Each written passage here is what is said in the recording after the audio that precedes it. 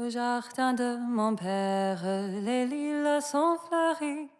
Au jardin de mon père, les lilas sont fleuris. Tous les oiseaux du monde viennent y faire leur nid. Auprès de ma blonde, qu'il fait bon, fait bon, fait bon. Auprès de ma blonde, qu'il fait bon dormir. Tous les oiseaux du monde viennent y faire leur nid. Tous les oiseaux du monde viennent y faire leur nid. La caille, la tourterelle et la jolie percerie. Auprès de ma blonde, qu'il fait bon, fait bon, fait bon.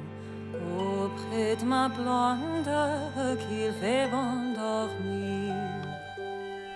La caille, la tourterelle et la jolie percerie. La caille, la tourterelle et la jolie percerie. Et ma jolie colombe qui chante jour et nuit. Auprès de ma blonde qui fait bon, fait bon, fait bon. Auprès de ma blonde qui fait bon dormir. Et ma jolie colombe qui chante jour et nuit. Et ma jolie colombe qui chante jour et nuit. Elle chante pour les filles qui n'ont pas de mari. Auprès de ma blonde qu'il fait bon, fait bon, fait bon. Auprès de ma blonde qu'il fait bon.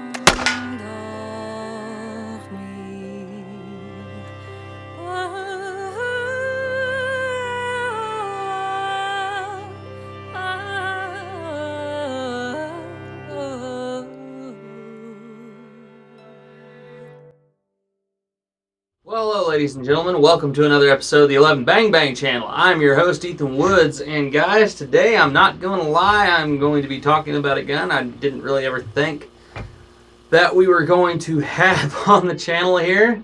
And this is why it's important, guys, that you study your history on old guns, even some more obscure ones. Because I was strolling through Gunbroker one day, and I'm not going to lie, I don't do that very often anymore. And I was going through and I saw something that looked vaguely familiar. And I couldn't remember off the top of my head. I knew it was a French musket, obviously, but I couldn't think of which one it was. And I saw this gun and it was being sold on Gunbroker as, I kid you not, here's the exact phrase it was being sold as: unknown flintlock musket non-matching. And so I went and I read the description, and it said it has 2 brass barrel bands and 1 made out of iron. And that really set off some bells and whistles in my head because I kind of knew what it was at that point. You see, I'd been doing some research for Rivero 311. If you guys haven't already, go check out his channel. That guy knows a lot about French muskets and their usage in the American Revolutionary War. But I went ahead and I had been reading about Revolutionary era, French Revolutionary era muskets, and I was trying to look up a little bit on his mystery musket, which I think I kind of got it nailed down. But anyhow, before that, I was actually reading on the 1779 Colonial troop musket. And I went back to my room because I was staying somewhere. And I went back to my room and I looked up my book, and sure enough, I went and I compared the pictures on the top to the pictures in my book, and what they had was this. This is a 1779 French colony troop musket, or colonial troop musket. These are a bit rare, and what makes them rare is, and I know this is going to sound silly, but that iron barrel band right there, that is actually what makes this piece pretty rare. And as you can see, this gun is actually based off of, see if I can get it propped back up there. This gun is based off of the 1777, and when I say 1777, I'm talking about the actual 1777, not the A and 9. You can see we've got the a little bit of the ball coming out of the back of the lock plate here. We have the tilted pan up here. The cock, this is not the original cock that came on the gun. I actually took this out of my 1774 and from the rifle shop, and I put it on here because it came with a cock from a 1754. And for those of you who don't know, and I'm sure somebody's going to be like, that's not original to the gun, put the other one back on. Well, the other one was not original to the gun either, and not only was it not original, it was destroying the gun. Let me explain to you why. You see, there is something in here called a tumbler, and the tumbler should come out slightly beneath the cock. So you should have a little bit of a gap there so that when you tighten your screw down, it tightens the screw down to the tumbler. Problem with the 1754 cock is it is a completely different design and it is narrower. So therefore you can tighten that screw down all you want. You're just tightening up the screw against the bushing, and the cock does not get any tighter. It wobbles back and forth left and right, and there were some people who had evidently dry fired this gun with that wobbling cock on there, and it would come down, and every time it would come down, there's a shoulder on the side. Well, here, I'll demonstrate it this way. This is your lock plate. This is the cock. As it comes down, there is a shoulder that catches on the lock plate. And as you can imagine, if the cock can do this as it's coming down and it strikes that lock plate, sometimes it does that. And you do that a few hundred times, and eventually you're going to bend and break and chip that lock plate right there until it won't hold a cock that is all the way down. Luckily, I caught this one before that had gotten that bad, but I will admit it was already starting to wear down. We may show that here in a minute. It's also missing a little chip of wood out from behind the barrel. And I'd also noticed that somebody had filed away the half cock notch. No biggie there. That's super easy to fix. I went ahead, I recut the half cock notch, and I'm sure somebody's, well, you run the collectability. I would rather have a gun that functions as it should, safely as it should, without destroying itself, than have a quote-unquote collector's piece that, and also doing this is going to preserve it for future generations. Did I mention that? Also, I shot it. If you couldn't tell, it's still dirty. I just got in from running about 100 rounds through it, and it shoots really good, guys. And I'm sure there are some people who are going to be mad about that too. You're shooting a 250-year-old gun. I've learned that guns are a lot like cars. If you haven't noticed, you can take a brand new car, especially you see it a lot on the older ones. You can take a brand new car and you can take that car and park it in a garage for 50 years, and in 50 years when you go back out there with your keys to go start it up and drive it away, guess what? It ain't gonna run. You know why? Because that car has sit in there, and mind you, nothing's happened to it. It's still all original, but nobody's gotten in there to go see what's going on with it. The mice have been chewing up the wires. You know, all the gaskets have dried up and cracked and everything like that. It's not going to run anymore. And guns are the same way, I've noticed. You can generally tell a gun that gets well taken care of is a gun that gets shot. Why do I say this? Because a gun that's getting shot and being shot the proper way, obviously I'm not using Pyrex or anything like that. I take great care in how I shoot these guns to make it fairly accurate. And by accurate, I mean historically accurate. If you have somebody who knows what they're doing and they shoot guns, that gun's probably going to last a lot longer, because I've got to go and clean this gun now. And if I'm constantly cleaning this gun, the rust isn't going to ever have a chance to really build up. So, yeah, I went ahead, I shot this gun. She shoots great. Spoiler alert, I ran about 100 rounds through it, and I think I had 2 or 3 misfires. So, really good. But once again, guys, this is, like I said, this is based off that original 1777, which a lot of guys will argue, and I am one of them, that this is probably the best designed musket ever of the 18th century. So without further ado, that was a lot of rambling on, I know, but let's go ahead and let's talk about the history of this gun and who made it and what's going on with an iron middle barrel band and everything else brass. We'll get to that. Hold your horses. But first, before we get to that, let's go ahead and give a shout out to today's sponsors. Today's episode is brought to you by absolutely no one. That's right, we don't have sponsors on this channel because we don't do that sort of thing. So for those of you who don't know, there are generally, whenever I'm talking about French military muskets, there are three general, fairly common manufacturers. You have, and I've been working on pronouncing the names on these guys, so hopefully I get them fairly close. You have Charleville, Saint-Étienne, and Maubeuge. Now, for those of you who have heard my past episodes, and you may have heard me refer to some place as Saint Etienne or Antien or something like that. I pronounced it weird back in the day. That's Saint-Étienne, and then the other one, you may have heard me pronounce it as Maubeuge. It's actually Maubeuge. So we have Charleville, Saint-Étienne, and Maubeuge. These are the three manufacturers of French military muskets. They're the French Royal Arsenals. But a lot of people don't realize that there was actually another arsenal that was manufacturing muskets for the French military. And they actually had a contract that's dated clear back to 1716. And for those of you who have watched the channel for any longer period of time and have watched the Fusil de Chasse video, you might remember the name Toul.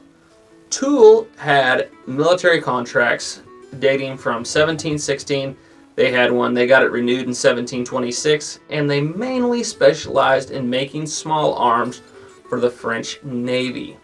Now, mind you, this had some ups and downs, and I'm not going to get into all of the different variations of Toul muskets, even though this is in and of itself a Toul made musket. But suffice to say, like, their first orders were the Fusil Grenadier and the Fusil Buccaneer. Actually, I take that back. The Fusil Grenadier and the Fusil Ordinaire, or the ordinary gun and the Grenadier's gun. Those were their first two real contract guns. And mainly they made a lot of civilian guns. Fusil de Chasse, Fusil de Trade, Fusil Ordinaire, Fusil Fin. A lot of trade guns, a lot of civilian guns. But they also made guns for the French Navy. And they made guns for the French Navy until around 1760. And as a matter of fact, in August of 1760, their orders had slowed down and slowed down and slowed down. And in 1760, if you know your history, you know that it's not a good time to be a Frenchman because you're just on the losing side of a very large war. And what they had happen is they were getting less orders until an order from Bordeaux of 2,000 muskets made by Charleville was sent to Canada. And that was the other thing. Not only did Toul supply the muskets for the Navy, they also supplied muskets for what were called Colonial troops. And I've talked about it a little bit before, and some people have asked, were there a lot of 1754s in the French and Indian War, you know, the American theater of the 7 Years' War? And from what I have read, and I could be wrong on this, but there really wasn't. Because this was, you know, North America was kind of one of those colonies. And so they would get more of the Toul-style firearms, such as Fusil de Chasse, Fusil de Trade, and all those different brands. And I think they had a 1726. I'm just now starting to read about the different Toul model of muskets. But in August of 1760, like I said, 2,000 guns are shipping out of Bordeaux, going to Canada, and they're made by Charleville. This really kind of spells the end for Toul as far as Navy contracts go for a while. You see, Saint-Étienne and Maubeuge are going to be appointed on December 21st of 1761 as the official manufacturers of not only muskets for the Army, but the Navy as well. And their take on how to do this is basically, we are going to take the infantry musket of the 1763-66. That was actually the first model I believe that they put out, was the 1766 version. And we're going to put brass barrel bands on it. And that will be the naval musket. And then we'll put an iron middle barrel band on it for the Colonial troop musket. And as a matter of fact, I was actually looking at this book right here, and these are my two main sources, guys. I should point that out. This is my workhorse. I've heard people say that this book right here, French Military Weapons, 1717 to 1938, is the Bible for French muskets. I can tell you this right now. This is not I wouldn't suggest using this as a source for your musket stuff. Maybe artillery, maybe more modern arms, but no, it's pretty bad whenever it comes to muskets.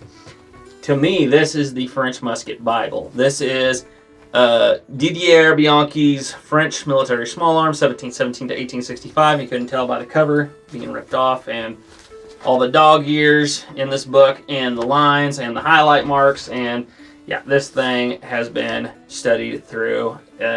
It kind of reminds me of my father's Bible that he's been using to preach out of for 40 years. So yeah, that's one of my main sources. And then my other source that I've been reading here recently is the French Military Arms and Armor of America in 1503 to 1783.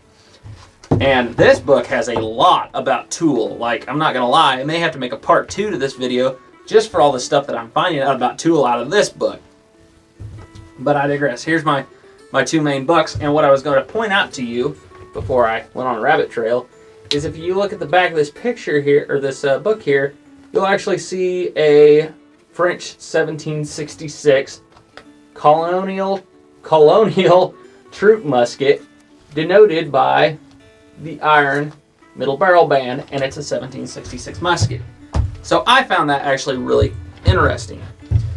But anyhow, so Saint Etienne and Maubeuge are sending out these colonial and these naval troop muskets out in droves. And a funny thing about, I really want to focus, like I said, on the colonial troop muskets because that is what this video is about.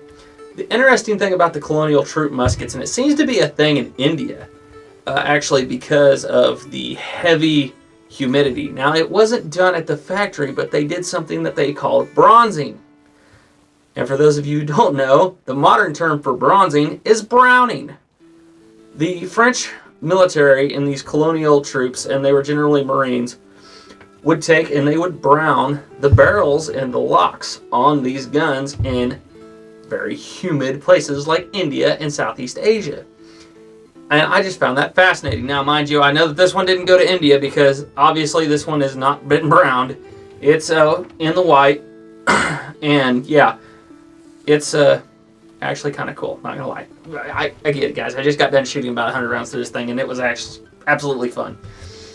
But the Saint Etienne guns and the Maubeuge guns, they started to get a little bit of a bad rap. Now, some of these 1766 naval and colonial troop muskets from Saint Etienne and Maubeuge started to have a few issues. And I don't know what the story is behind this, because usually Saint Etienne is like top tier muskets of the 18th century. But there's actually a report from Pondicherry, India. I believe that's how it's pronounced. And in March of 1775, the governor there received 6,800 of these colonial troop muskets. And they went to go do what they normally did, which was take the guns apart and go ahead and bronze the barrels, or brown them, as we say now. And the report from the armorer there said that the guns at first sight appeared to be in good condition. However, once they removed the barrel bands and took the barrels off, they noticed that the barrels were from different models of musket, and they had been cut and spliced to fit into colonial troop muskets. And it was so bad that they actually were talking about there were up to 8 different kinds of markings on the barrels. Now, as to what kind of markings, I'm not sure, but I'm assuming the manufacturing house markings. And they started looking underneath of the barrels, and some of them were extremely badly pitted, and some of them were cracked. And it was so bad that in front of the governor, which was one Governor Bellicombe, they went and they took 100 of these barrels and they proofed them, and they were selected at random. And out of the 100 barrels that were proofed, 17 of them exploded. Mr. Bellicombe was, and rightfully so, very upset about this. And he sent 28 of these barrels. I'm assuming there were 17 that exploded, but I'm assuming he also added some that were probably cracked. And he sent them to Versailles and said, if this is what you are sending us here in India, what else is being sent to other colonies? Something's going on here, and it's not good. And this started a bit of an uproar in the community for the colonial troop muskets and the naval muskets. And this brought a bit of a shakeup. So this would be a little bit of an ongoing thing for the next decade. And finally, in 1777, a fellow comes about who is a bit of a gun firearms nerd, if you would. And I think we might have mentioned him a time or two in a previous episode. His name is Jean-Baptiste Paquet de Gribeval, or Gribeval, I guess is how you probably pronounce it. And he goes and he makes a case to the French government that Toul needs to be made a royal armory or a royal manufacturing house. And he actually gets this approved. And in the tail end of 1777, Toul becomes the 4th largest royal armory in France, right behind, I love saying the names, say it with me guys, Charleville, Maubeuge, and Saint-Étienne. And now we have Toul. So those are our 4 big armories. And they are set to the task of producing muskets for the Navy. Now it becomes very obvious very quickly that Toul is still a fairly small armory. Even though it's the 4th largest, it's a lot smaller than the other 3 powerhouses. And so it becomes obvious that they're not going to be totally in the game just yet. See, Gribeval has already went and revolutionized the naval personnel muskets with the 1777 naval personnel musket. However, there's going to be some slight changes that happen, and Toul is already a little late to the game for these. So Toul actually doesn't make any naval personnel muskets of the 1777 variety until an order for 6,000 of them comes in 1791, and they were kind of So yeah, you're not going to see them making any 1777 naval personnel muskets. But in 1789, there's going to be a new model coming about. And the new model is strictly for the Naval Department or the Ministry of the Navy. And it's going to consist of 3 standardized muskets. You are going to have, number 1, the Naval Personnel Musket of 1779. That one is going to have all brass fittings. And it is designed for, again, basically, and it's funny that it's called the Naval Personnel Musket, it's actually designed for port security. Then you are going to have the onboard Naval Personnel Musket, and I'm not 100% sure what the difference is between it and the Naval Personnel Musket. The only difference that I know of is the onboard models are supposed to stay on the ship and do not leave the ship. And then you have the third model, at which we are finally here, the 1779 French Colonial troop model. And these would be issued out to troops that would be on land in faraway places that France was over, such as places like Haiti and India and Southeast Asia and Africa. These guns are all over. These are the guns that are going all over the world. At least 3 legions of, I'm going to try to pronounce this, and I'm probably going to mess it up. The Volontaire, actually, you know what, I'm going to read it. There were 3 legions of the Volontaire Étranger de la Marine that had these guns. So there you go. There's at least 3 units that were issued these. But these were once again made for troops abroad. And they would see quite extensive service, especially during the Napoleonic Wars and stuff like that, during the French Revolution. But all in all, guys, that's basically the breakdown of where this gun comes from and what it's doing here. And by the way, Toul was one of the #1 manufacturers of the Colonial model. So if you ever see a weird looking naval musket with that middle iron barrel band, you may want to go ahead and pick it up. Guys, I picked this up for $1,000 and it came with a free, well, I say free, I bought the gun and I got for free a original 1766 French US marked bayonet in the original frog and scabbard. So that's pretty cool. But another thing that I want to show here, and I don't know if the camera's going to pick it up, there's actually a name in the buttstock. So I think I've said it before, but I have only found 3 pictures of this particular model of musket with the iron middle barrel band. But now that I think about it, I actually take that back, because one of the pictures that I saw was in the book, Bianchi's book of the 1779 musket, but it wasn't the Colonial model with the middle barrel band. It was actually the naval personnel musket. And so that brings it down to 2 muskets that I've seen pictures of that are of the 1779 model with the iron middle barrel band, and they were both online. One of them was on an auction site.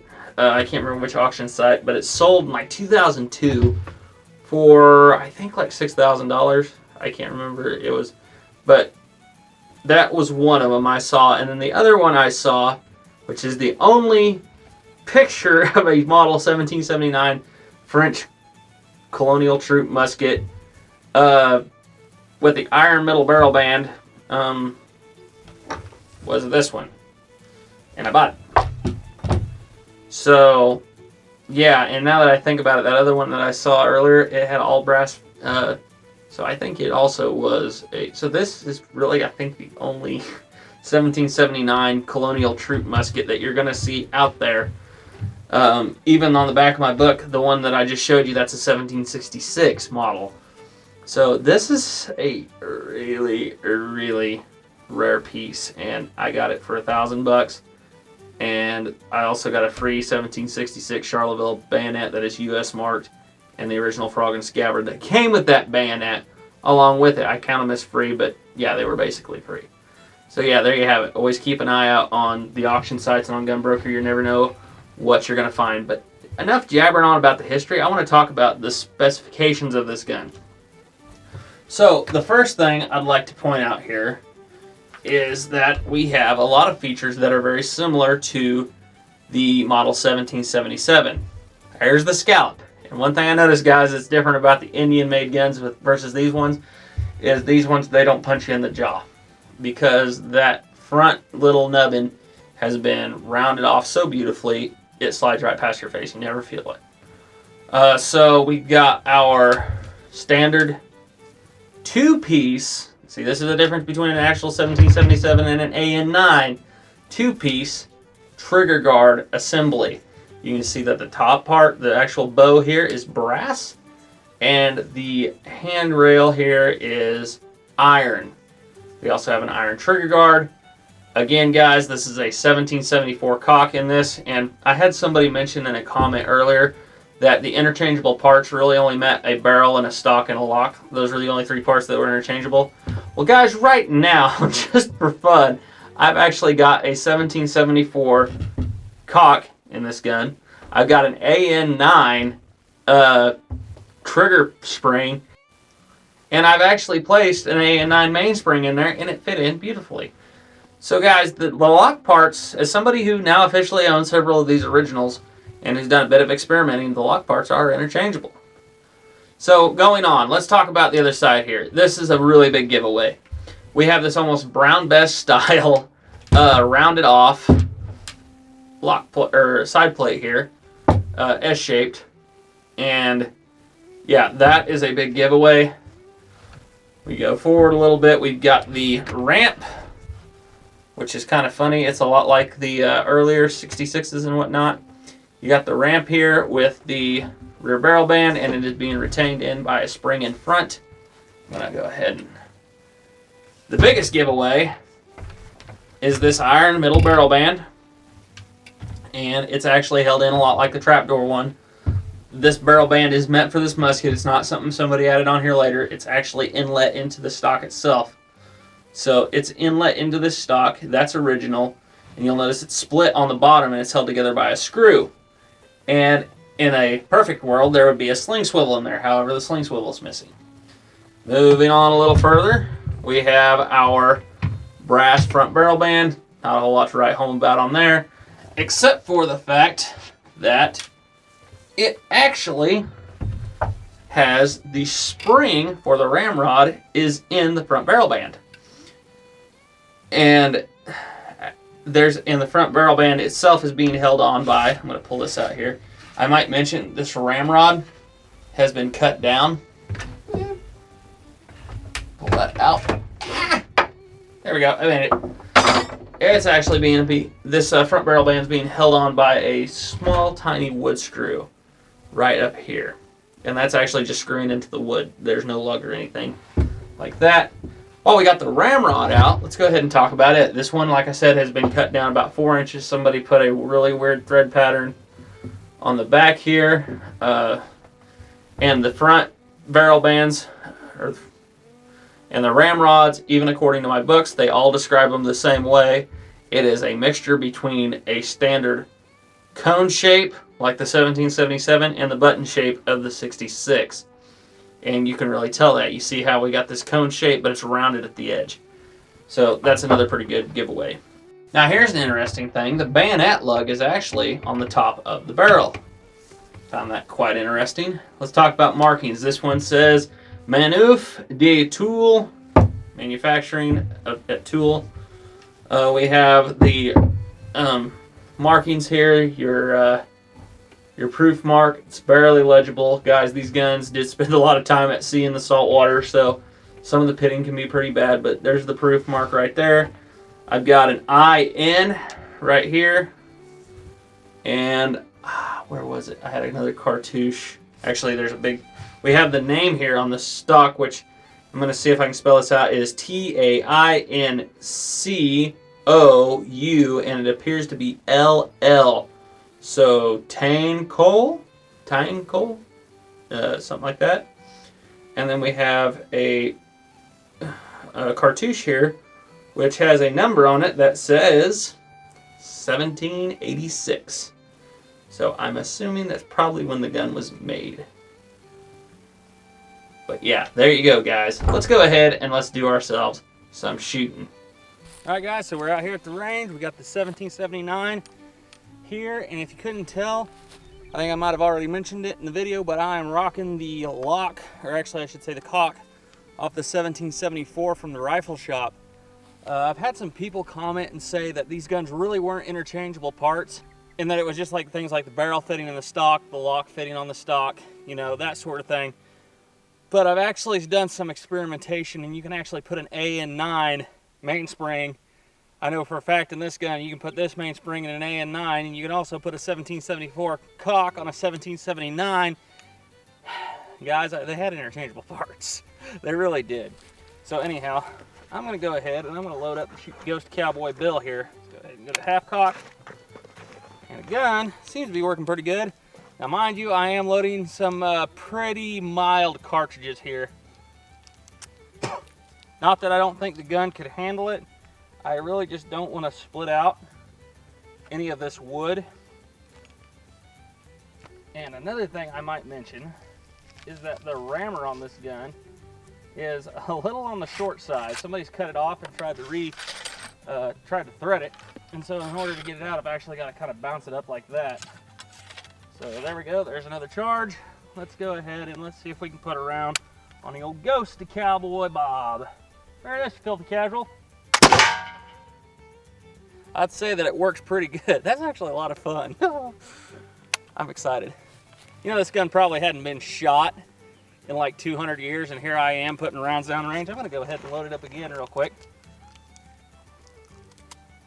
Do a fast reload here. Fast as you can with a shortened down ramrod.